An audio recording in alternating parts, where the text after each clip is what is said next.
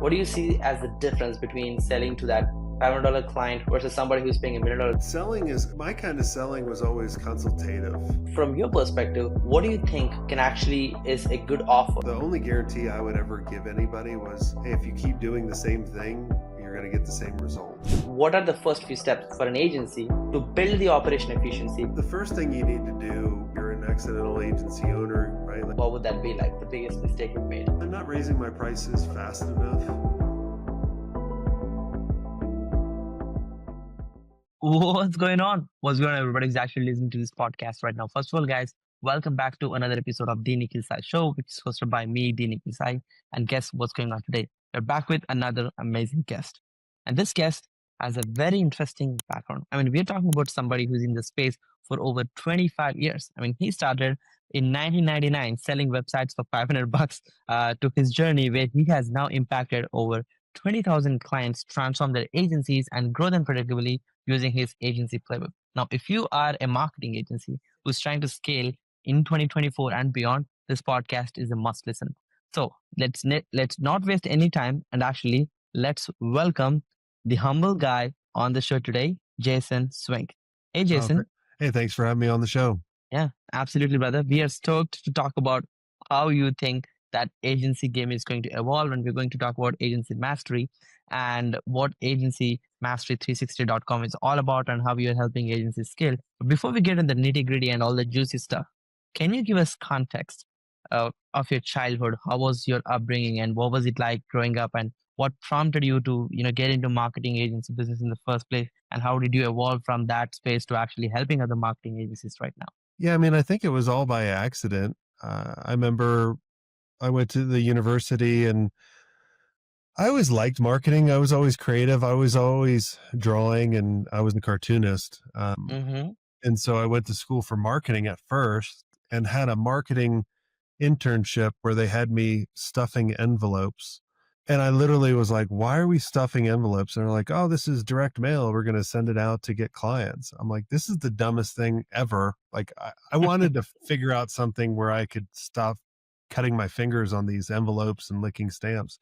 And so I told them that this was around 97. I was like, well, why don't you email? Like people have email addresses now or are starting to, and wound up saving them tons of money. But that internship, she was like, hey, you should go into computers, not just marketing.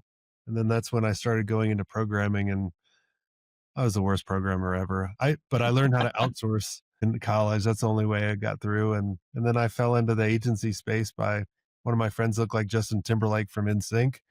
And I created a fake band, fake website called In Shit, and it got popular and then started doing websites for people. That's very interesting story overall. So from that, how was the early journey like? I mean, there's definitely a lot of shift which happened in the marketing space. I mean, you were kind of in the marketing when the most marketing analytics tool or even Facebook ads didn't exist, Google ads didn't exist in 99 when you actually started building websites. So what was the transformation like from you accidentally getting a client to you actually making this a serious business where you're actually like earning enough to support yourself and build a team and grow into a proper agency? What was the early journey like? Well, it was before Google. And I remember that very specifically because I remember one of my clients asking me to send them an invoice, and I didn't know what an invoice was, and there was no place to look this up. I had to go ask my dad, but we're going to Business Book or, it was just, there was very limited resources back then.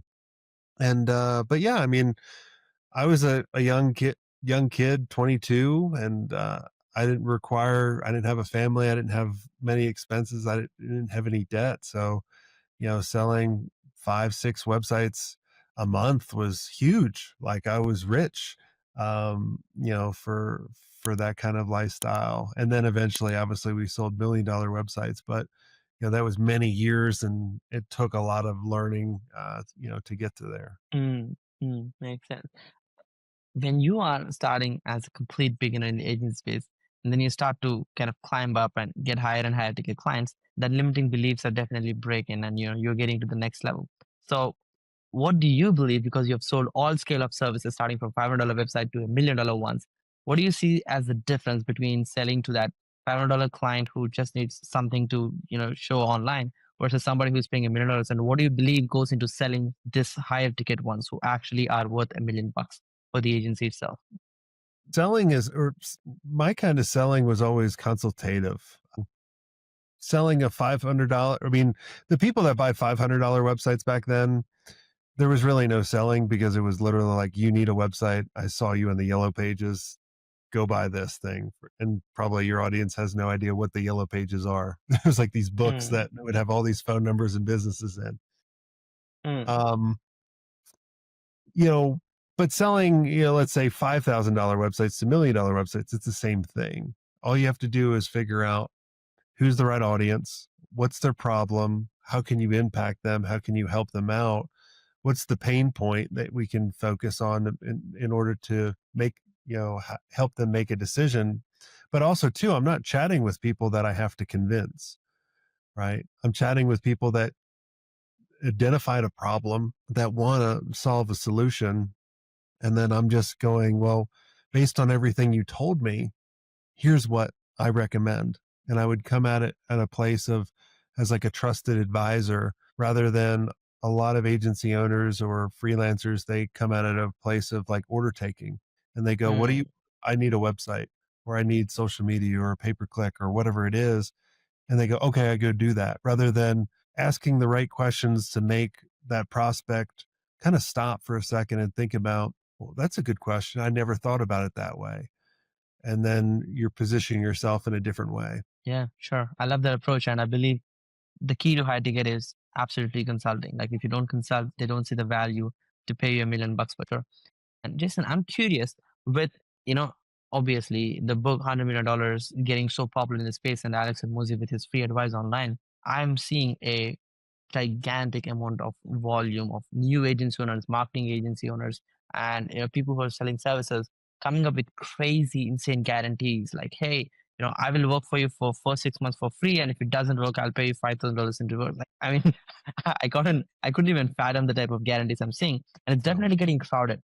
From your perspective, what do you think can actually is a good offer, or what could actually make an income while starting and scaling your company in the agency space right now? How do you think we could differentiate by not going nuts, just offering the craziest thing possible where there are no margins? Yeah. Well, I mean, let's talk about the guarantee first. The only guarantee I would ever give anybody was, hey, if you keep doing the same thing, you're going to get the same result.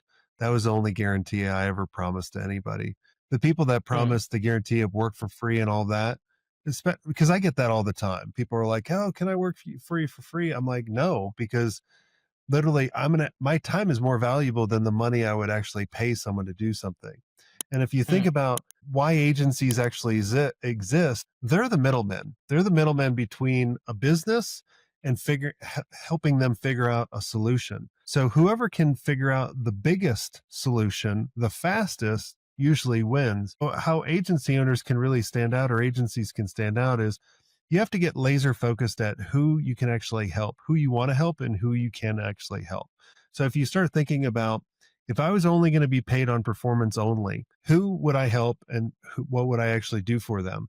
And then you have to start putting out content and putting out valuable stuff, and not try to do everything so quick. I'm so tired of people going, you're an overnight success, or they're believing the Instagram life of very young people with all this stuff. I'm like, well, if you really kind of looked in the back end, I bet they probably didn't have the life that you would want.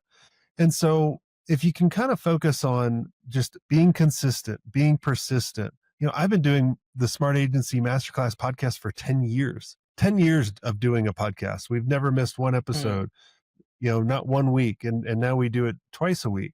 That's persistence. That's consistency, right? Water can, form the Grand Canyon and shape rocks and shape the earth, but it's over time and being consistent. So it's the same thing about with agencies. Don't look at what you need to get tomorrow. Look at what you need to do today in order to affect 3 years out, and make those decisions rather than trying to be rich right off the bat. There's no silver bullet. There's only the silver that you're going to get from all the little different pieces and put together. And then that's your silver bullet. So mm. that's what I have to That would be my advice to myself, starting over again. Jason, I have an interesting question. Anybody can go from having the desperation to generate some revenue for their business, or one of the easiest business to get into is to build a marketing agency overall. So they can learn a marketing skill, start providing, and start generating revenue. Now the bottleneck is themselves. They have the high income skill, they can deliver. They are the salesperson. They're making the revenue, and maybe they are like hire a few support staff to help, but it's not really a scalable thing. Operations is probably the biggest bottleneck I have observed, which is keeping most agencies stuck at 10, 20, $30,000 in revenue. And most agencies are only stuck at that scale, and they really don't get to that 100, 200K per month mark. Myself, I've achieved the six-figure mark in my business, and there was shit all over the place. I couldn't just fathom to be in that place, without having the systems, I have right now. It's just too tough to play that game overall, and we get to the so-called burnout. So I would love your advice on what are the first few steps for an agency to build the operation efficiency where they could actually scale without getting the burnout, and actually build the business to the scale where they can have freedom while increasing their income. The first thing you need to do, because what happens is kind of like my story, you're an accidental agency owner, right? Like you knew how to do something cool, someone offered you money and you started doing it.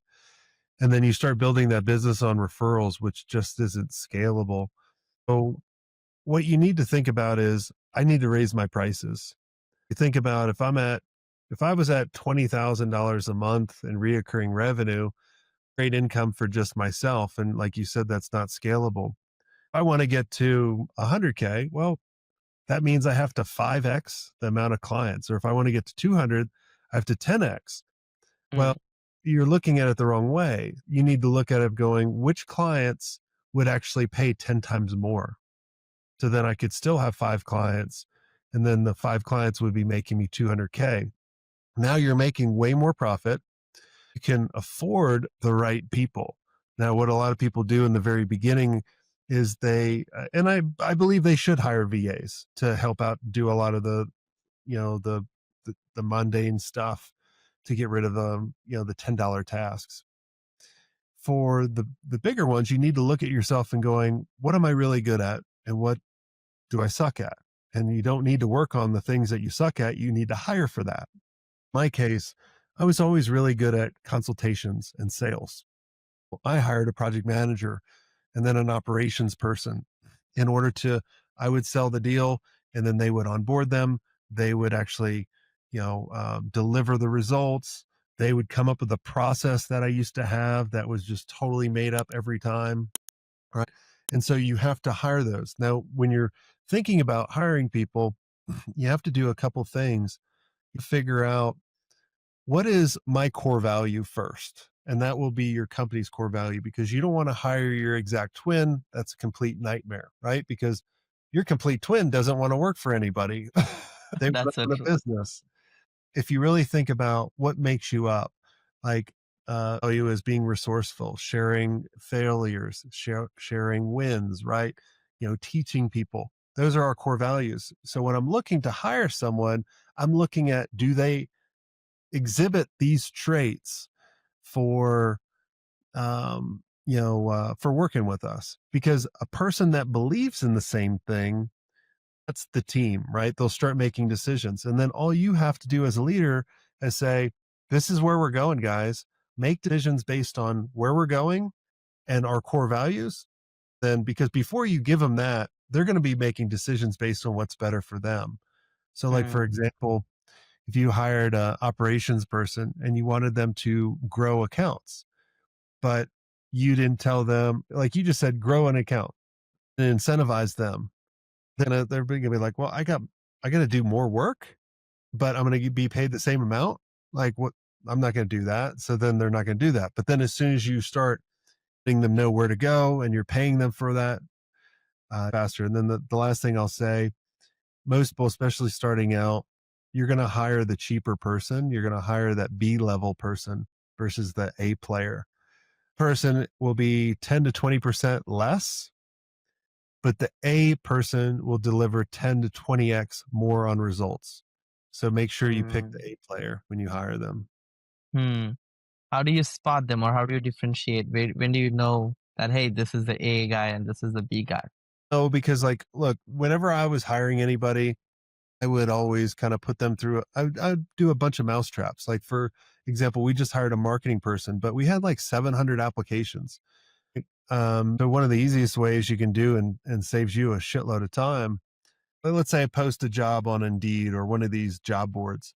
I'll say, do not apply here. You must, and I'll put this at the very bottom of the or the job posting. I'll say, Hmm. you email me, and in the subject line, put this exactly. Like I can read instructions, and then send me a 3 to 4 minute video of why you want to work for us and how you can help us out.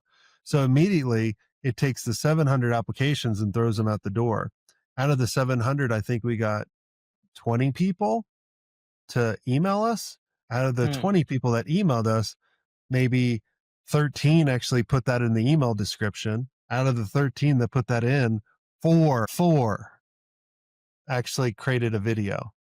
So now I'm like, okay, they attention to detail. And then when I chat with them, I'm letting them kind of run it. I'll say, hey, here's where the company's going. How can you help us? They go, I don't know. Or if they come to me, like, what does my day to day look like? Well, you're not an A player. An A player will take initiative. Your Hmm. job is to figure out who, and their job is to figure out how. Interesting. Yeah, I think that's a great thought process to hire somebody. And yeah, you're so right. Most of the times we have people who want the task to be done, but not many people actually think about how Yeah. can I create more for the business and be able to share well between us. So that's Mhm. beautiful, Jason. Appreciate you giving that advice. And I think it's so interesting to know that from 700 people, you were able to get down to 4 real applicants who are really committed for the role. And I mean, think about the time. I was chatting with one of our mastermind members last week, and he was like, "Man, I've put like I got 700 applications, and then we nailed it down to like 20, and our team started going through." I was like, "How much time did you put into this?" He's like, "I've had 4 people on this for a month." Oh my gosh! Like I just that's like saved eight you three thousand dollars months. in payroll minimum. Yeah, that's insane. Sorry to cut you off there, Jason. So I'm curious, what actually was your thought process when you're actually deciding to wrap up your agency and actually make it successful exist? Agencies are, at least at a personal level, when they're small scale, they don't believe that it's a valuable enough business to be sold. And agencies are not sellable. People buy my face value. How is it sellable? So that's the perspective most people have. I would love to know a simple masterclass on what was the decision for you? Why did you decide to sell in the first place? And how was the process like? Give us a quick rundown. It's it's a different mindset now. I'll tell you the reason why we sold, and then I'll tell you if I would have done it again. And a lot of Hmm. times I actually talk people out. Like, so we bought 10 agencies in the past 3 years. And not small agencies, like agencies that are well over the million in net profit, like five, anywhere $10 million on top line. The first time I sold, I just felt like just the cap of my capability. And I felt like I was holding back the agency. Second reason was I should have bought out my business partner because the business far surpassed them. And I was the one really kind of doing a lot of the work. And I kept trying to help him out. And he was always amazing person, but he was kind of the anchor to the Hmm. business. So I just thought that was an easy way out. I didn't have anybody like me to give me advice of going, hey, why don't you do this? Or how can you become like, I would tell people like I was telling you, it's about figuring out who can you hire, but it's also who can you become in order to take yourself to the next level. So looking back, I'm like, man, we were over 8 figures. And when we sold, I was like, man, I could have got to 9 or 10 looking back at what I know now. Let's talk about kind of the reasons why I think someone should sell. You know exactly what you want to do next after your business. Like, let's say I just became a pilot, and let's say I wanted to go fly for the airlines, and I know Hmm. exactly what I want to do. Perfect. Sell it, and you know exactly the plan. But when I sold, I was depressed afterwards. Yeah, great. Didn't have to do anything ever again, but I didn't have that significance. I didn't have that team that I had for 12 years. I didn't have, all that stuff that I wanted. And my self worth was all into that. I didn't know what I wanted to do next. That's So a scary place. right. Yeah. Like, I'm like, I've been an agency owner for 12 years and now I'm nothing. So now I don't have a title. CEO of this company coming to me for advice. I was like, this kind of sucks. I was like, I shouldn't have sold. So a lot of times when I'm chatting with someone, so let's say I'm chatting with you, Nick, and you're like, hey, I want to sell. You're over $1 million in profit. You're working not many hours. I'm going to actually try to talk you out of it. I'm going to be like, what am I missing? Like, you're not doing much. You're doing only the things you love and you're making a ton of money. So what am I missing? Oh, I just get that number and get that title of selling. I'm like, well, that's the dumbest thing ever. Right. 'Cause look, and then a lot of people too, they want to sell to get rid of one of their problems that they can't figure out. That's probably Mm, one of the that's biggest so one. true. That goes back Yeah. to me, right? My biggest problem was my business partner. But I always go to them, I'm like, what if you could solve that problem? Would you sell? And they're like, no, then don't sell. Can solve it. Yeah. Hmm. Interesting. And can you give us a brief on like how does the multiples work? I mean, in the software industry, we know like the multiples are the best and highest. In agency space, typically kind of constrained to like 3 times, maybe 5 times. I don't know if they're operationally efficient and self-reliable, maybe a little bit more. So I'm curious, what do you see when you're acquiring businesses or when you sold your own company, and what do you see in the average market when an agency is being sold? What kind of multiples can we expect? Is it on EBITDA or is it on top line? What kind of situations are you seeing, Jason? Never on top line. If you find a buyer buying you on top line, sell it to them because they're the dumbest buyer ever, and make sure you don't stay. It's always on profit. Mm, I'm going to answer this kind of two ways. So I'll tell you a story of one. So I was talking to one agency owner. Let's say they were at 2 million in net profit. So at 2 million, you're looking at probably like X on the net profit EBITDA. And this is assuming that the owner is getting paid a true CEO salary, right? Not like, mm, oh, I'm getting paid $20,000 when you should be being paid $250,000 to $400,000, depending on how big you are. mm, The owner was doing all of sales. Owner was heavily involved in the operations and account management. Went to them. I said, you're worth nothing. He's like, what do you mean? You're like, I'm $2 million in profit. You're not worth anything to me because you're doing all this. If you get rid of all these responsibilities and you become the true just less than CEO, zero. then you're worth something. If you're under $1 million in EBITDA, which is earnings before interest, tax, and amortization or something like that, you guys can look it up. Under that, you're worth anywhere from 1 to 2x of that. So if you're only making 100,000 in profit, you're worth 100 to 200,000 in valuation. That doesn't mean someone's going to give you cash for that. That just means the Mm. valuation. Well, that's more Get- tricky now. Now, if you can get over the million mark, so the million to 3, you're anywhere from 4 to 6. I've gotten some of my clients 8x, which was really nice. Very, very specialized. Then if you can get over the 3 to about 8 million in EBITDA, you're on like the 6 to 9. And then if you can get over the 8 figures, you're worth a lot.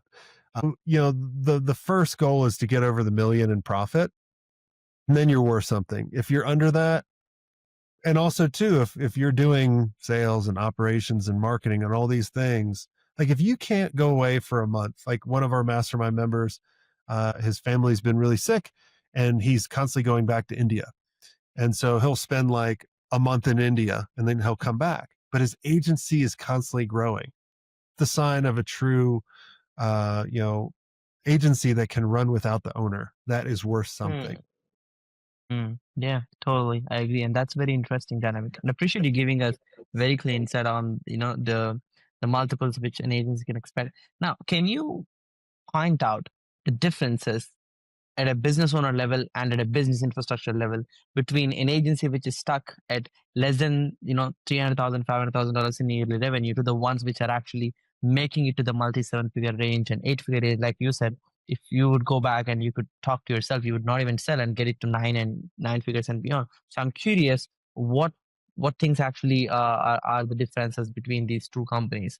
If you can help us understand that. Right systems in place, right? Like the ones that are kind of stuck, they don't have that clarity. It goes back to the I remember when we were around 2 million in revenue, I wanted to completely shut the agency down. I even thought about getting a job Yeah, and yeah, I know literally that feeling. wanted to quit. And Mm, in the interview, they asked me, they go, "What do you want to do every day? And what don't you never want to do ever again?" And I was like, well, I didn't know how to answer it in that meeting, but I went back that night and I go, spent me like an hour writing down on a sheet of paper, hated.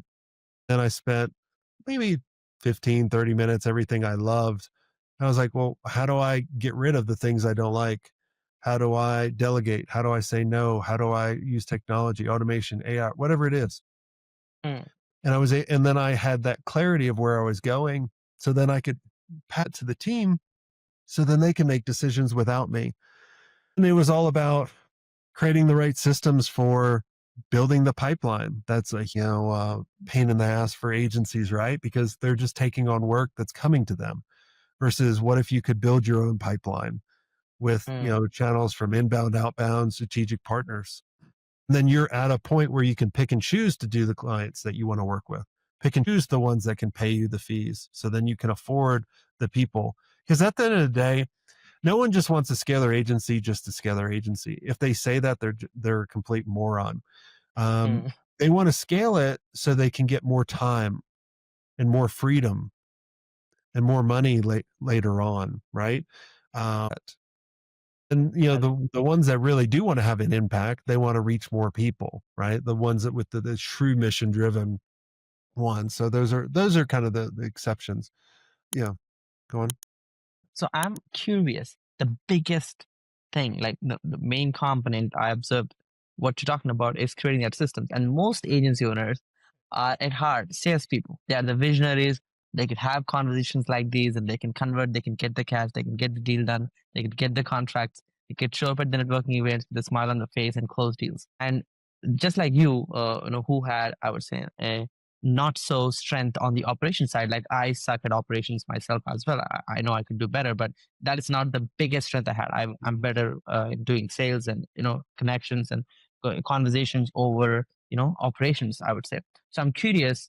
Operations is probably where we need the most systems. So if you could give a rough rundown on how do you go from not having any systems to building few, what was the journey like, and what can someone do today to actually build a system? And what is a system in your case, in your perspective, and how do you define it? How do you build one? Starts with, like, how do you eat an elephant?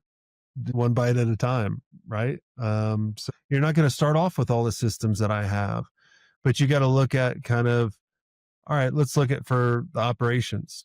How are we going to onboard clients? That could be a system, right? In order to, within the first 90 days, they're going to make a decision. It's probably really within the first week, they're going to make a decision if they like working with you. Can onboard a client and they're excited about it. You're the only one excited when they actually sign the deal. They're going into buyer's remorse right after that. But if you can walk them through, build trust, show them value, show them results, and actually grow that account, that's the kind of system I would build.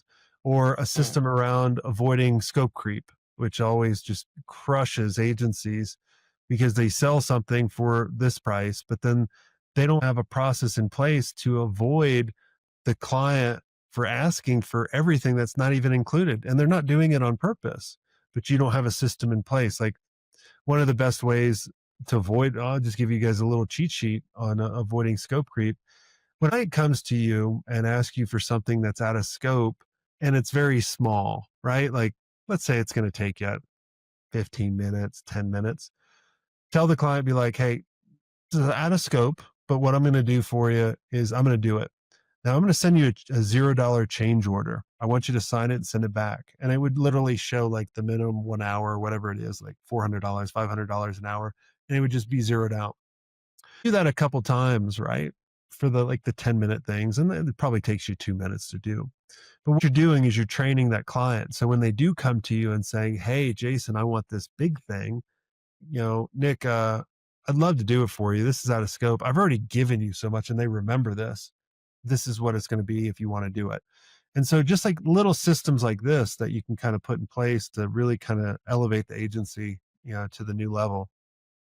I mean, I love that. I want you to keep talking. That's just so informative for me, and I'm like juicing it out. So That is so helpful, Jason. Appreciate you sharing that overall. And one of the things I have seen, including myself, suffering is team having the same vision as the founder. Like I am at core, I want to do the right thing, but having the team with the same intention, same motivation, same execution, and same care for the client account is definitely a big, it's a big problem to tackle. And I get the fact that building the mission values, the core, value systems for the company is probably the biggest factor, but I would believe that the incentive structures you have created inside the company will also play a huge factor. So, what have you seen for growing agencies, which would actually play out as the right incentive structure, which can allow you to scale? But because agency owners don't really have highest margins possible, so they're scared to give too much, but they don't want to give a thick base as well. So, I'm curious, what have you found as the best incentive for A players, keep them, retain them, attract them, and whatnot?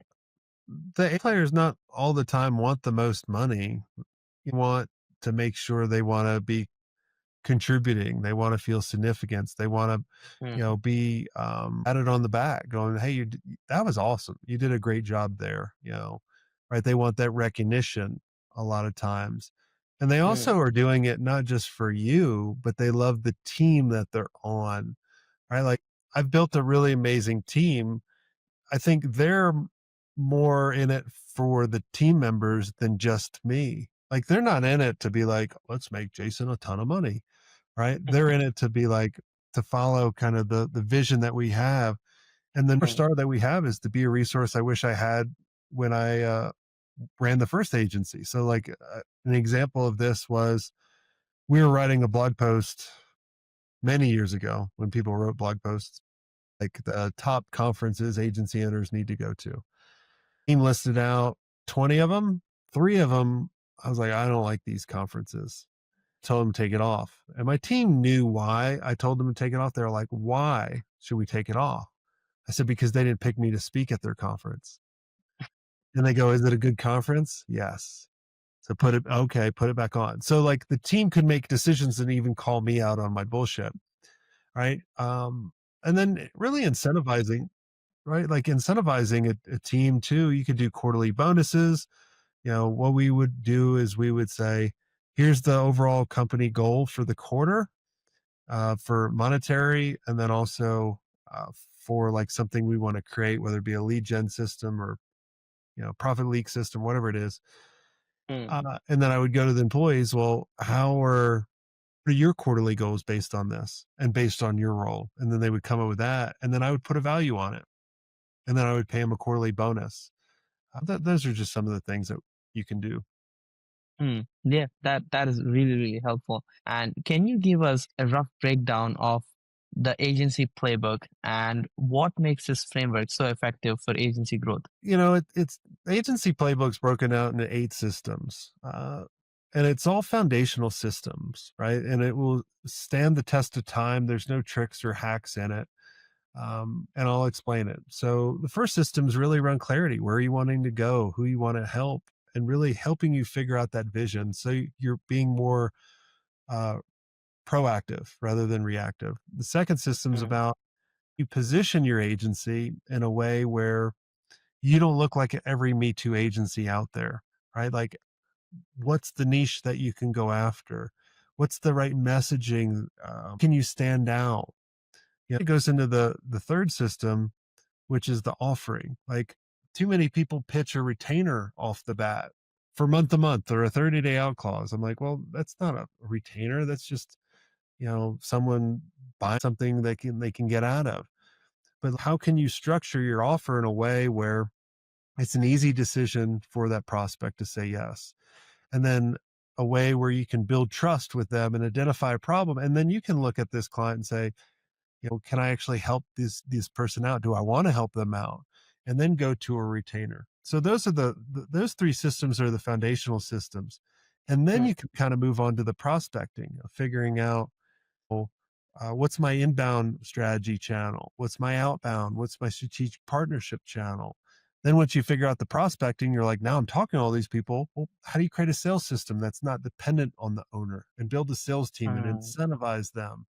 Then once you sell it, how do you deliver it? Like we just talked about around, operations around avoiding scope creep, onboarding, making sure you're profitable and delivering things on time, delivering things under budget. All these. And then, the last part is around operations, who to hire, when to hire. And then the last part is leadership, where what are the roles that you need to kind of transform into from an owner to a CEO to really elevate the agency and kind of get that freedom that you've always wanted. And then every level your agency goes through, you're constantly working on those 8 systems, because going through those systems at 1,000 in top line revenue and 1 million are totally different. Same thing with at $8 million revenue or 10 or 20 or whatever. You're constantly looking at it. And so that's why we've developed the agency playbook, in order to, just guide them through so they can kind of take those bits and pieces and go, okay, cool. Like yeah, that makes sense. And it's all like micro videos too, right? Like I can't stand when someone talks for a half hour, an hour, and it's like one little concept, like I told you on the $0 change order. I'm like, oh, you could do that in 2 seconds.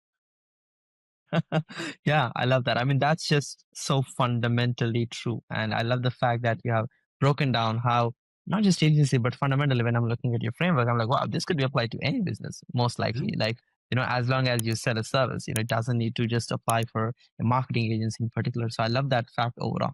Now, just a quick question here, on top of what you just mentioned. If you look at $100 coming into the bank account of an agency, how do you want to spend that? How much percentage do you want to keep for marketing cost? What percentage do you want to keep for your sales cost? What percentage do you want to keep your fulfillment cost under, your admin overall? So that the equation could actually work out on a scale. Because I've seen most agency owners are either withdrawing too much profit personally for themselves, so the business doesn't really have the blood to run the company, or they're just trying to scale so fast that they're not really taking anything and the business isn't sustainable. Like it's just breaking all the fundamental rules of running a business profitably. And if they leave, then it just doesn't sustain. So I'm curious, what do you see is it like a good budgeting factor for a agency which is built for scale? Uh, I, I, I always recommend 10% for marketing, 20% for sales, 3% for operations, and the rest is profit. Now you can always kind of go up and down on certain ones, but those are kind of the general percentages that we Hmm. used.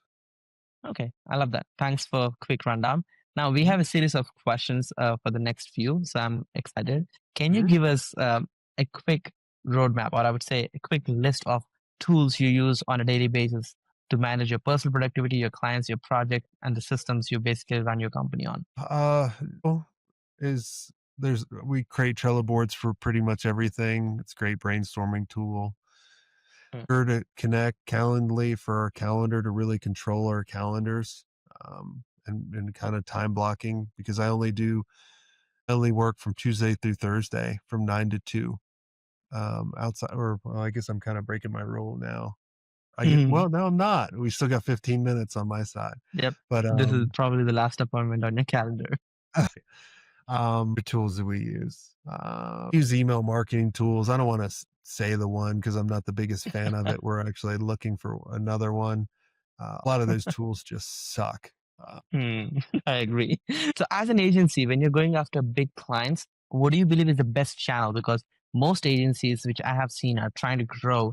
They suffer with the cost of acquisition, especially when they're advertising on Facebook, Instagram, and YouTube. The cost just scales up so fast that the campaign which was profitable 2 months ago isn't really profitable. So, what do you believe is a good channel for high ticket client acquisition in 2024 and beyond? Visiting on Facebook or Instagram, I think, is a waste of time now.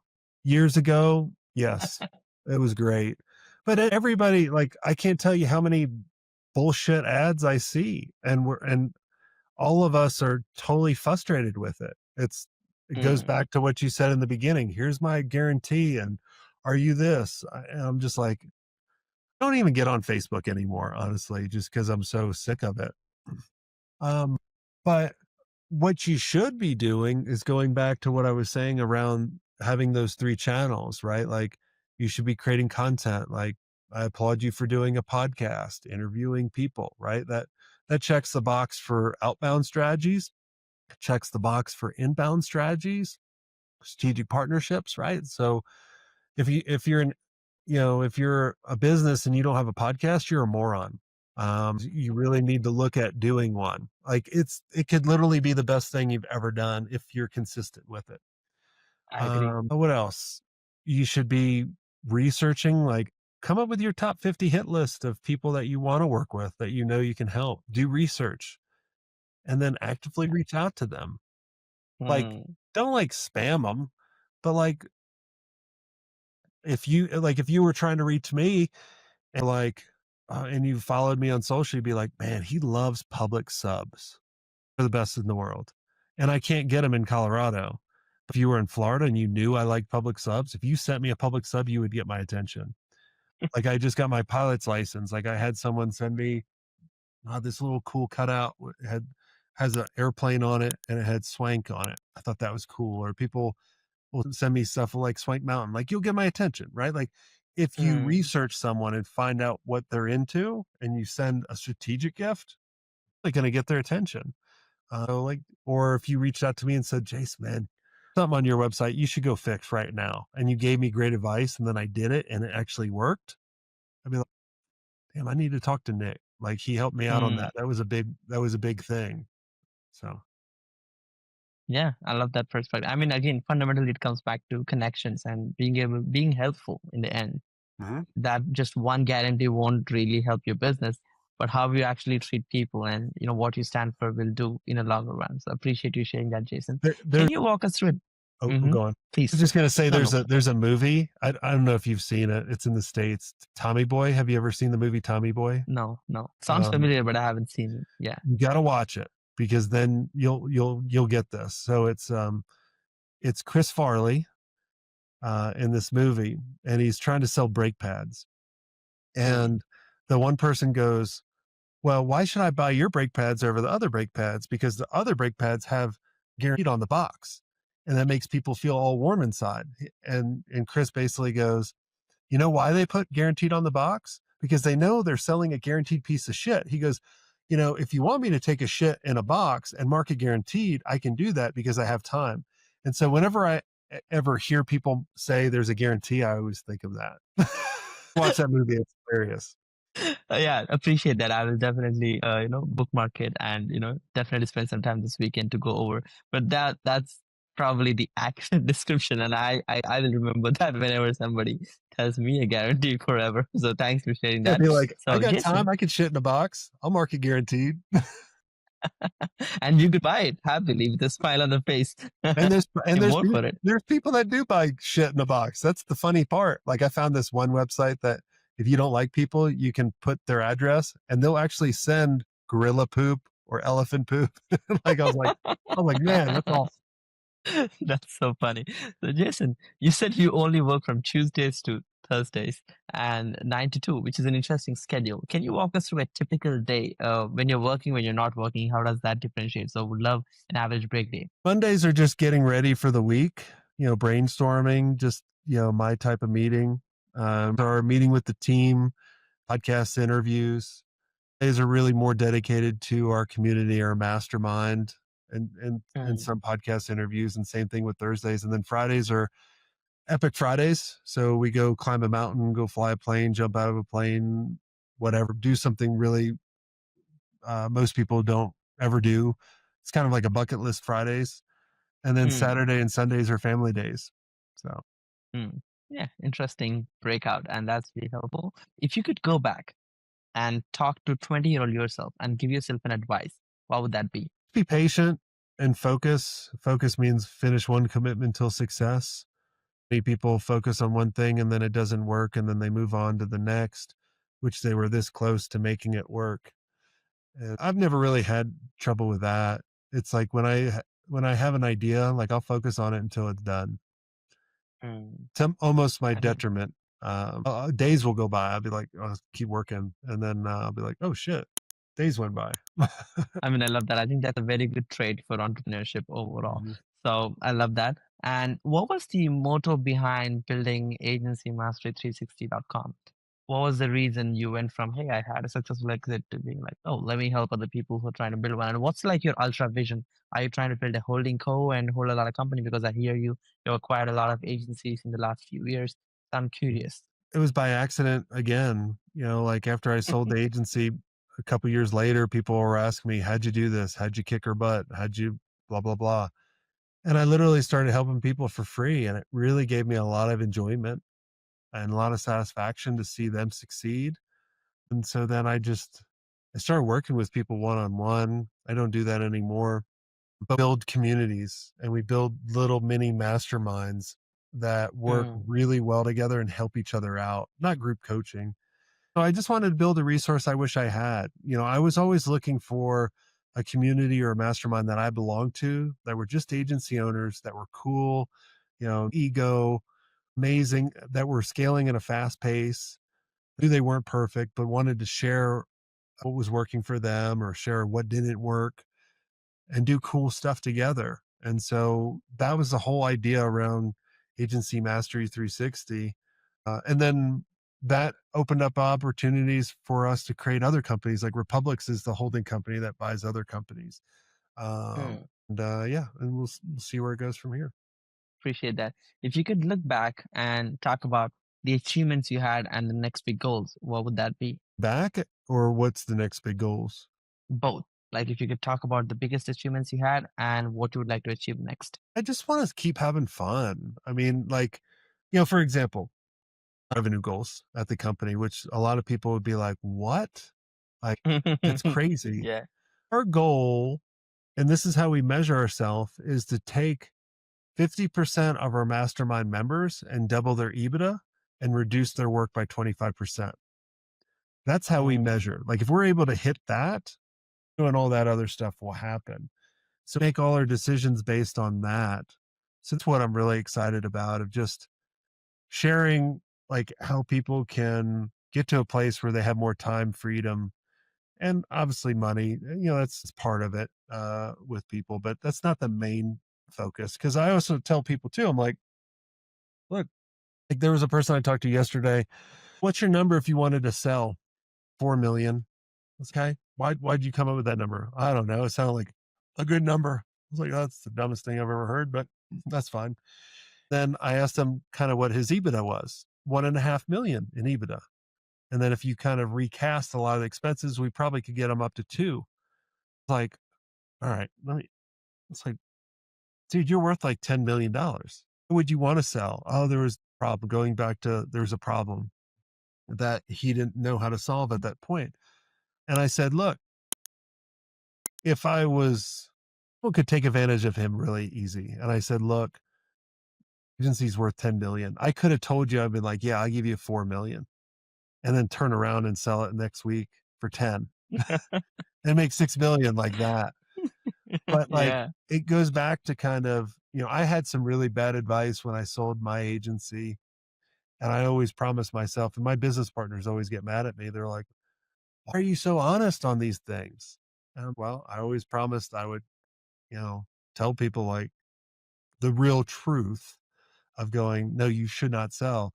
And he was like, good. I'm glad I chatted with you because I don't want to sell. If I can figure out this one problem, just sit back, I even told him, I said, look, 2 million in profit, find out the people you pay an extra million that year to do anything, and you're still getting $1 million a year.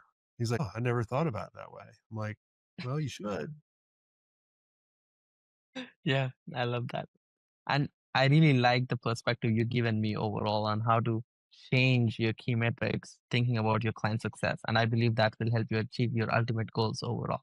Yes, revenue goals are great, but client success goals can drive your revenue indirectly. And I appreciate that perspective overall. If you could Yep. share a mistake you made, which you could probably learn and not repeat, what would that be like? The biggest mistake you made? Raising my prices fast enough. When you're Not at your go- capacity instead of, yeah, that yeah, I love that. To just yeah, increase the price. yeah. I like it. Awesome. Awesome. And what excites you, Jason, to get up and get to work and keep moving? Love hearing, our members going, I implemented the foot in the door, or I raised my prices on the client, or I created a podcast and the business is 2x. And I was able to take off, like when Duncan told me he was able to take off a month and his agency kept growing.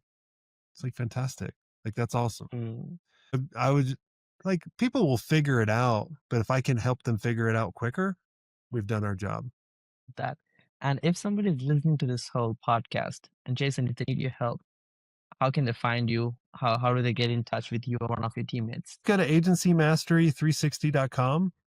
We have tons of resources for free. I mean, we have 800 episodes on our podcast. I think we have close to 1,000 videos on YouTube, which is crazy. But if you want a shortcut to that, you might want to just go to the website and then reach out, and then we can kind of point you in the right direction for that. Love that advice overall. Any last words for us to conclude the whole show for today? Finish one commitment till success. Don't give up, in between. I love that advice, Jason. Appreciate you showing up so far, and thank you so much for the amazing value you have shared, guys. If you have stick to the end and if you learned a lot on the podcast, make sure to implement. Take 3 to 5 things you could actually do, because Jason gave absolutely insane actionable advice, starting from how you could budget your agency to maintain 40% minimum profit margin, to installing all the 8 systems he talked about in agency playbook, to actually hiring A players and raising your prices, and many more mistakes, to talking yourself out of trying to sell your company instead of just solving the problem. Like everything you could actually do today. So go do that, and don't let the podcast be another motivational show you heard, but an actionable show for you to do something and get a result for. And if you need more help, reach out to Jason. And Jason, thank you so much for sharing amazing advice, and appreciate the story you have shared and all the learnings. And guys, stay tuned, share this with your agency friend, and we'll be back with another amazing guest, just like Jason on the show. Thank you so much, Jason. Have a good one. Woo, that was a value pack